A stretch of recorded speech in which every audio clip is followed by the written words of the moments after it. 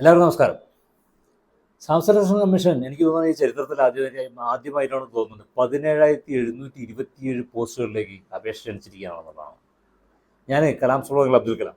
ഞാൻ സൂചിപ്പിക്കുന്നത് സാംസ്കാരിക കമ്മീഷൻ കമ്പൈൻഡ് ഗ്രാജുവേറ്റ് ലെവലിൻ്റെ എക്സാമിനേഷന് വേണ്ടിയിട്ട് അപേക്ഷ ക്ഷണിച്ചിട്ടുണ്ട്. അപേക്ഷ 24/6/2024 മുതൽ 24/7/2024 വരെയാണ് അപേക്ഷ. അതിൻ്റെ കറക്ഷനുള്ള സമയത്ത് 10/8/2024 11/8/2024 കറക്ഷൻസുള്ള സമയങ്ങളും. അതിന് വേണ്ട യോഗ്യത എന്നാണ് ഡിഗ്രിയാണ് വേണ്ടത്. ചില കാറ്റഗറിയിലേക്ക് സ്റ്റാറ്റിക്സ് വേണ്ടതുണ്ട്, ചില കാറ്റഗറിയിലേക്ക് ലോ വേണ്ടതുണ്ട്. കൃത്യമായിട്ട് അതിൻ്റെ പ്രോസ്പെക്റ്റും കൂടെ നോക്കിക്കഴിഞ്ഞാൽ നിങ്ങൾക്ക് അതിൻ്റെ കൃത്യമായിട്ടുള്ള ധാരണ കിട്ടുന്നുണ്ടാവും. 100 രൂപ മാത്രമാണ് അപേക്ഷ ഫീസ് എന്നുള്ളതാണ്. SC/ST കാൻഡിഡേറ്റ്സ് ആണെങ്കിൽ അവർ അപേക്ഷ ഫീസ് നൽകേണ്ടതല്ല. അതായത് 4 ടയർ ആയിട്ടുള്ളതാണ് എക്സാമിനേഷൻ നടക്കുന്നത്. കമ്പ്യൂട്ടറൈസ് ഓൺലൈനാണ് നമ്മൾ അപേക്ഷ കൊടുക്കേണ്ടത്. ഈ പ്രോസ്പെക്ട്സും അതിൻ്റെ ഡീറ്റെയിൽസും എല്ലാം കൂടിയിട്ട് 109, അതായത് 109 പേജുകളാണ് അതിലുള്ളത്. അറൗണ്ട് ഒരു 40 പേജ് വരെയാണ് അതിൻ്റെ പ്രോസ്പെക്ട്സിൻ്റെ ഡീറ്റെയിൽസ് വരുന്നത്. അതിനപ്പുറത്തേക്ക് ചില ഫോംസിനെ കുറിച്ചും പിന്നെ അതിൻ്റെ അപ്പുറത്ത് വൺ ടൈം രജിസ്ട്രേഷനെ കുറിച്ച് വന്നതാണ്. ഓൺലൈനിൽ കയറി സ്റ്റാഫ് സെലക്ഷൻ കമ്മീഷൻ്റെ സൈറ്റിൽ കയറിയിട്ട് വൺ ടൈം രജിസ്ട്രേഷൻ നടത്തിയ ശേഷമാണ് നിങ്ങൾക്ക് ഓൺലൈൻ അപേക്ഷകൾക്ക് നൽകാൻ കഴിയുക എന്നുള്ളത്. ടയർ 1 എക്സാമിനേഷൻ എന്ന് പറഞ്ഞാൽ നെഗറ്റീവ് മാർക്കുണ്ട്, അതിന് സംശയമൊന്നുമില്ല. 1/2 മാർക്ക് നെഗറ്റീവ് മാർക്കുണ്ട് എന്നുകൂടി മനസ്സിലാക്കുക. ടയർ 1 പരീക്ഷ നടക്കുന്നത് സെപ്റ്റംബർ ഒക്ടോബർ 2024 ആ സമയത്താണ് നടക്കുക. കമ്പ്യൂട്ടർ ബേസ്ഡ് ആയിട്ടുള്ള എക്സാമിനേഷൻ ആയിട്ടുണ്ടെങ്കിൽ 200 മാർക്കിൻ്റെ 100 ചോദ്യങ്ങളാണ് ഉണ്ടാകുക. 1 മണിക്കൂറാണ്. അതാണ് ഫസ്റ്റ് സ്ക്രീനിങ് ടെസ്റ്റ് അല്ലെങ്കിൽ ഫസ്റ്റ് ആയിട്ടുള്ള എക്സാമിനേഷൻ. അത് കഴിഞ്ഞിട്ട് അതിൻ്റെ ക്വാളിഫൈഡ് ആകുന്നവരാണ് ടയർ 2 പോകുന്നത്. ഡിസംബർ 2024 രണ്ടാമത് അതിൻ്റെ എക്സാമിനേഷൻ നടക്കുന്നത്. അതും കമ്പ്യൂട്ടർ ബേസ്ഡ് ആയിട്ടുള്ള എക്സാമിനേഷനാണ്. 950 മാർക്കിൻ്റെ 350 ചോദ്യങ്ങൾ അടങ്ങുന്ന വ്യത്യസ്തമായിട്ടുള്ള സെക്ഷൻ ബേസ് ആയിട്ടുള്ള കേസാണ്. പിന്നെ ടയർ 3 പെൻ ആൻഡ് പേപ്പറായിട്ട് ഡിസ്ക്രിപ്റ്റീവ് ടൈപ്പുള്ള മറ്റേ എക്സാമിനേഷനുണ്ട്. അത് കഴിഞ്ഞ് tier 4 computer proficiency and skill test എന്നുള്ളതും വരുന്നുണ്ടെന്നുള്ളതാണ്. വളരെ ഡീറ്റെയിൽ ആയിട്ട് അതിൻ്റെ സിലബസ് എല്ലാം മറ്റുള്ള കാര്യങ്ങളെല്ലാം തന്നെ അതിൻ്റെ നോട്ടിഫിക്കേഷൻ കൊടുത്ത് അതുകൊണ്ട് നോക്കുക എന്നുള്ളതാണ്.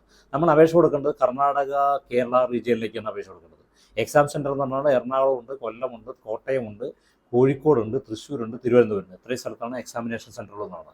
ഇന്ത്യയിലകത്തുള്ള എല്ലാ ഡിപ്പാർട്ട്മെൻറ്റിലേക്കുമാണ് ഈ അപേക്ഷ ക്ഷണിച്ചിരിക്കുന്നത്. ഞാൻ പ്രത്യേകിച്ച് പറയുന്നില്ല. സെൻട്രൽ സെക്രട്ടേറിയറ്റ് ഉണ്ട്, മിനിസ്ട്രി ഓഫ് റെയിൽവേ ഉണ്ട്, എക്സ്റ്റേണൽ അഫയേഴ്സ് ഉണ്ട്, അതുപോലെ CBI ഉണ്ട്, NIA ഉണ്ട്, എക്സൈസ് ഡിപ്പാർട്ട്മെൻ്റ് ഉണ്ട്, എൻഫോഴ്സ്മെൻറ്റ് ഡിപ്പാർട്ട്മെൻ്റ് ഉണ്ട്, നാർക്കോട്ടിക് ഉണ്ട്, ഹ്യൂമൻ റൈറ്റ് ഉണ്ട്, സ്റ്റാറ്റിക്സ് ഡിപ്പാർട്ട്മെൻ്റ് ഉണ്ട്. അപ്പോൾ ഇതിന് വേണ്ട ഡിഫറൻ്റ് ആയിട്ടുള്ള ക്വാളിഫിക്കേഷനാണ്, ഡിഫറൻ്റ് ആയിട്ടുള്ള ഗ്രാജുവേഷനാണ് മിനിമം വേണ്ട യോഗ്യത എന്ന് മനസ്സിലാക്കുക.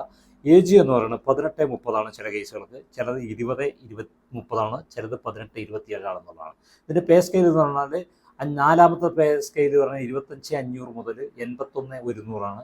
5ാമത്തെ 29,200 മുതൽ 92,300. 6ാമത്തെ പേ സ്കെയിൽ 35,400 മുതൽ 1,12,400. അതുപോലെ തന്നെ 7ാമത്തെ പേ സ്കെയിൽ എന്ന് പറയുന്നത് 44,900 മുതൽ 1,42,400. അതുപോലെ തന്നെ പേ ലെവൽ 6ൻ്റെ 47,600 മുതൽ 1,51 വരുന്നു. 1,51,200 അപ്പോൾ ഇതിൻ്റെ എല്ലാം പ്രത്യേകത എന്ന് പറയുന്നത് ഓരോ ഡിപ്പാർട്ട്മെൻറ്റിൻ്റെയും പ്രധാനപ്പെട്ട മേഖലയ്ക്കാണ്. അസിസ്റ്റൻറ്റ് അല്ലെങ്കിൽ സബ് ഇൻസ്പെക്ടർ അല്ലെങ്കിൽ ഇൻസ്പെക്ടർ അങ്ങനെയുള്ള വേക്കൻസികളിലേക്കാണ്, ഡെസിഗ്നേഷനിലേക്കാണ് നിങ്ങൾ പോകുന്നതെന്നുള്ളതാണ്. അപ്പോൾ അതിൽ തന്നെ ചില കേസുകൾ CBI, NIA, റെയിൽവേ, അതുപോലെ തന്നെ നാർക്കോട്ടിക്, എക്സൈസ് തുടങ്ങിയിട്ടുള്ള ചില മേഖലകളിലേക്ക് ഫിസിക്കൽ ഫിറ്റ്നസ്സും കൂടി തന്നെ ആവശ്യമുണ്ട് എന്ന് മനസ്സിലാക്കുക. അതും കൂടി ആ സമയത്ത് നമ്മൾ നടക്കേണ്ടതെന്നുള്ളതാണ്.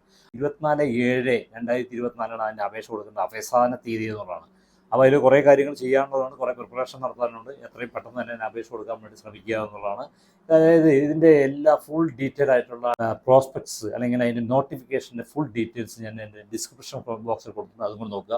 അപ്ലിക്കേഷൻ ലിങ്കും കൂടി അതിൽ കൊടുത്തിട്ടുണ്ട്. വൺ ടൈം രജിസ്ട്രേഷനിലൂടെയാണ് ബാക്കിയുള്ള കാര്യങ്ങൾ ചെയ്യേണ്ടത് എന്നുകൂടി നോക്കുക. സമയബന്ധിതമായിട്ട് തന്നെ അപേക്ഷ കൊടുക്കുക. അതിന് വേണ്ടിയിട്ടുള്ള ഈ പരീക്ഷ എടുക്കാനുള്ള തയ്യാറെടുപ്പിലൂടെ മുന്നോട്ട് പോകുക എന്നുള്ളതാണ്.